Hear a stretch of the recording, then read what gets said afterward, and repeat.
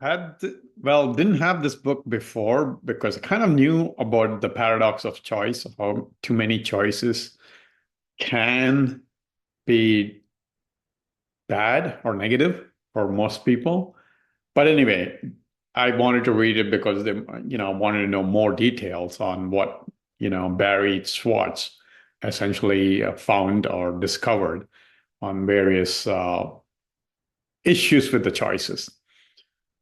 Now, I kind of already understood, based on what I've seen about myself and others and all, when we get too many choices, it's natural to be indecisive because the fear of losing out, which is what it kind of goes into. One of the things is if you're a maximizer or satisficer, that's what it calls.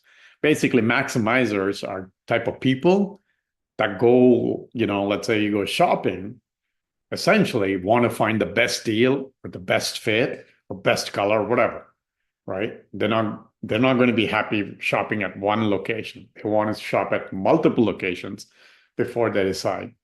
It could be job, it could be a relationship, so on, right? They're always looking for the best thing.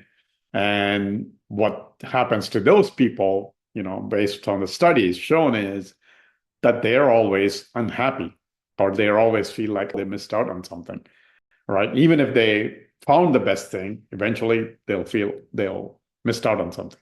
While the satisfiers are ones that like, hey, go find the best possible option for them or the option good enough option and stick to it.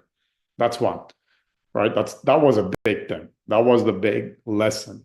If I'm a maximizer or a satisfier. I think mostly I'm satisficer, I guess mostly. Maybe in some cases I might be a maximizer. That doesn't mean like you don't want to be the best possible thing in your whatever you're doing, right? That's not what the book is saying. It's talking about making a choice. Like now you go to buy jeans, there's so many freaking options to buy jeans, for example. He goes through all that stuff. You go buy a cereal, there's so many cereals, whatever. The food you're trying to buy, heck, I'm an organic guy. So if I go buy an organic apple, there's multiple types of organic apples. So I pick one, I stick to it.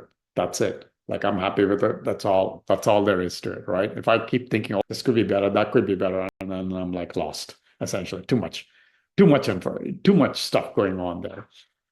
And then the big thing he also talks about the maximizer satisficer is about settling with a good enough. Once you chosen right, you just, be happy with it, be good enough, because if you're constantly looking at there's always better out there, then that leads to unhappiness. When you don't have gratitude for what you already have, then you're always like thinking about, hey, I could have done this, I could have gotten this. What if I do this? What if that person is better, or this thing is better, so on. So that was one of the big things for me personally. Like, one of the things I also learned about myself is, being single is that's one of the misnomers I see is whether I'm talking to people, women or men, fear of missing out. Like there always something else better out there, right? I kind of run into those things myself, right? Same thing with, let's say, a job, right? People are always looking for better job, better pay, so on and so forth. Now, there's always going to be better. There's something going to be better out there, always. The question is, are you happy enough in that, right? It's not that you have to have the best possible. If you do that, if you're in that mode, then as the book says and the studies say, you're never going to be happy. You're never going to be happy. You're always going to be constantly quest for getting the better option. Anyway, there's a lot more to it. There's a lot more studies, a lot more things, but those are the two big things for me in this book I saw, because a lot of things I felt was redundant, not necessarily needed. He goes into in length about, hey, number of genes he's had to choose from and how that confused him, so on and so forth. Which, good if you didn't know about choices, how choices can be negative, having too many choices.